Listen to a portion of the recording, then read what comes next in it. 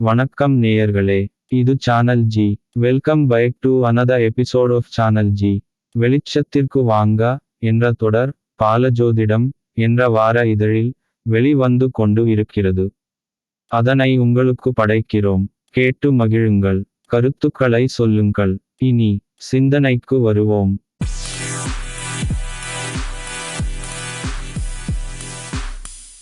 வெளிச்சத்திற்கு வாங்க. காதல் என்பது எதுவரை?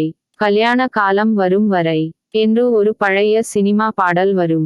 இன்றைய நாளில் காதல் என்பது இதுவரை என்றுதான் ஆகிவிட்டது. காதல் என்பது தமிழர் கலாச்சாரத்தில் உள்ளது தான் என்பதை சங்க இலக்கியங்களில் இருந்து தெரிந்து கொள்ளலாம்.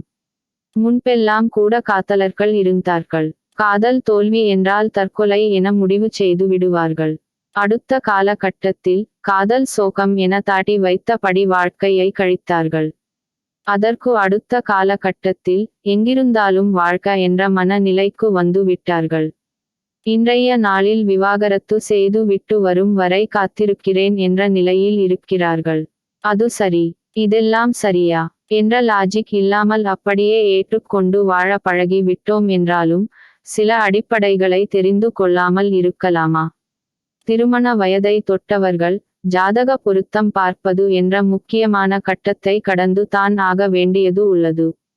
திருமண பொருத்தம் என்றதும் தசவித பொருத்தம் என்று சொல்லும் 10 வித பொருத்தங்களை வைத்து காலம் காலமாக சோதிட வல்லுநர்கள் பார்த்து வருகிறார்கள். காதல் நிலை மாறுகிறது, வாழ்க்கை முறை என எல்லாம் மாறும் போது திருமண பொருத்தம் பார்க்கும் சோதிட முறையில் மட்டும் மாற்றம் இல்லாமலா இருக்கும்? ஒரு பெண்ணிற்கு ஆண் நண்பர் இல்லை என்றால் அது கௌரவ குறைச்சல். அதே போல ஆணுக்கும் என்ற கலாச்சார நிலையை இவர்களாகவே ஏற்படுத்தி கொண்ட பிறகு இது எல்லாம் பெரிய விஷயமாக படுவதில்லை. அதனால் தான் காதல் திருமணங்களும் முன்பை விட அதிகமாகி விட்டன. காதல் திருமணங்களை பெற்றோர்களே அனுமதிக்கிறார்கள். இன்னும் சிலர் அவர்களே முடிவு எடுத்து திருமணம் செய்து கொண்ட பிறகு குடும்ப கௌரவத்திற்காக வீட்டை விட்டு வெளியே போனவர்களை அழைத்து இவர்கள் மறுபடியும் திருமணம் செய்து வைக்கிறார்கள். இது போன்ற நிலையில் தசவித பொருத்தம் பொருந்துமா என்ற சிந்தனை நமக்கு எட்டாமல் இல்லை. அதனால் தான் தசவித பொருத்தங்களுடன் வேதை பொருத்தம், தோஷ சாமியம், பாவ சாமியம், யாம சுக்கிரன் என்பனவற்றை சேர்த்து முகூர்த்தமும் குறிக்கப்பட வேண்டும். தொடக்க நாளில் திருமணம் என்பது அறம், தர்ம காரியங்கள் செய்வதற்கு தான் இருந்தது. அதனால் அறம் வளர வேண்டும், விருத்தியாகும் வம்ச வாரிசுகளும் தர்ம காரியங்கள் செய்து நாடு செழித்து வளர வேண்டும் என்று இத்தனையும் பார்த்தார்கள். ஆனால் இன்றைய நாளில் திருமணம் என்பது பையனுக்கு இவ்வளவு சம்பளம், பெண்ணிற்கு இவ்வளவு சம்பளம், ஒரு குடும்பம் நடத்த இது போதுமா என்று வியாபாரமாகி விட்டது. எது எப்படி இருந்தாலும் அடிப்படையில் சில மாறாது.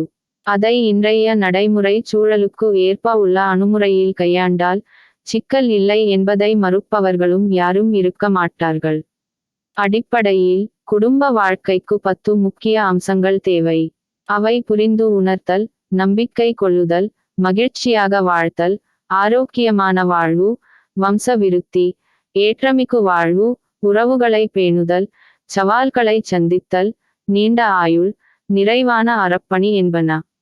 வேறு எதை பட்டியல் படுத்தினாலும் அதை இந்த 10ற்குள் கொண்டு வந்து விடலாம்.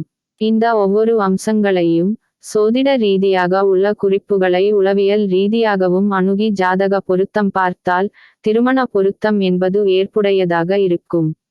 நிலையை ஒரு சில குறிப்புகளை சொல்கிறேன், சரியாக உள்ளதா சொல்லுங்கள். ஒரு பெண்ணின் மனநிலையை சந்திரன், சுக்கிரன், கேது என்ற 3 கிரகங்களின் தன்மையில் சொல்லிவிட முடியும். ஒரு ஆணின் மனநிலையை குரு, சந்திரன், ராகு மற்றும் கேது என்ற கிரகங்களின் தன்மையில் சொல்லிவிட முடியும்.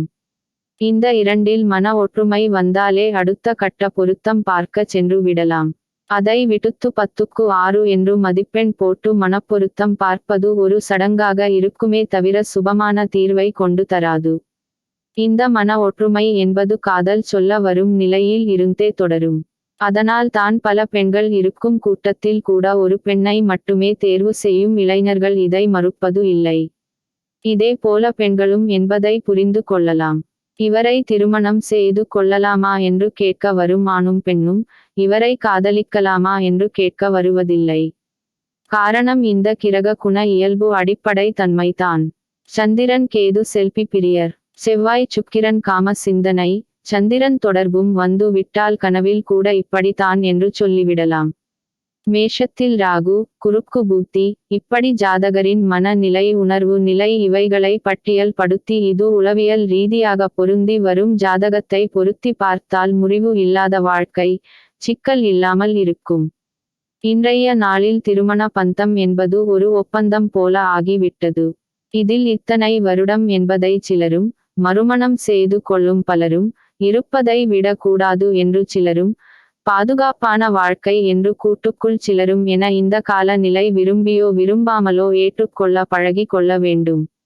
இது சரியா, இது முறையா, இதை மாற்ற வேண்டாமா என்ற வீண் முயற்சிகள் எல்லாம் செய்யாமல் முடிந்தால் அப்படியே ரசித்து கழித்து விட்டு போக வேண்டியது தான் புத்திசாலித்தனம். நல்லதே நினைப்போம், நல்லதே நடக்கும்.